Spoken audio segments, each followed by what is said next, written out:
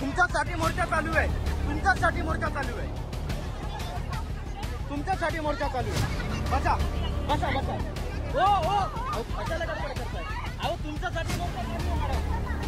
हो थांबा, त्यांना हात लावायचा नाही, त्यांना हात लावायचा नाही, त्यांना हात लावायचा नाही. हो त्यांना हात लावायचा नाही. मॅडम तुम्ही बसा, तुम्ही बसा, तुम्ही बसा, तुम्ही बसा. नाही नाही तुम्ही बसा. वंचित बहुजन आघाडीच्या माध्यमातून रुपाली चाकणकर यांना पदमुक्त करा ही एवढीशी मागणी घेऊन आम्ही आज सुनील तटकरे यांच्या कार्यालयावर गेलो होतो. राजकीय कार्यालयावर जाण्याचा एवढाच हेतू होता, कारण त्या स्वतःहून तर काही राजीनामा देणार नाही. आपण बघितलं मागच्या एवढ्या दिवसांमध्ये त्यांनी काय तमाशा लावलाय. किमान सुनील तटकरे यांनी त्यांची जबाबदारी समजून त्या महिलेला तिथून पदमुक्त केलं पाहिजे. रेझिग्नेशन वगैरे विषय संपला, आता त्यांना त्या पदावरून खालीच खेचावं लागणार आहे. ही मागणी घेऊन शांतपणे आमच्या महिला तिथे जात होता.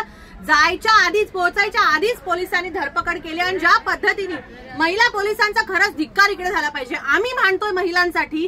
राज्य महिला आयोगाचं काम आहे. मी स्वतः राज्य महिला आयोगाची माजी सदस्य आहे. 3 वर्ष त्या आयोगावर मी अतिशय जिकिरीने काम केलं, पण ज्या पद्धतीचं काम आज होत आहे त्याच्या विरोधात, त्या सगळ्या वक्तव्यांच्या विरोधात आम्ही तिथे होतो आणि महिला पोलिसांनाच पुढे करून आम्हाला मारहाण केली. आमचे कपडे फाडले गेले.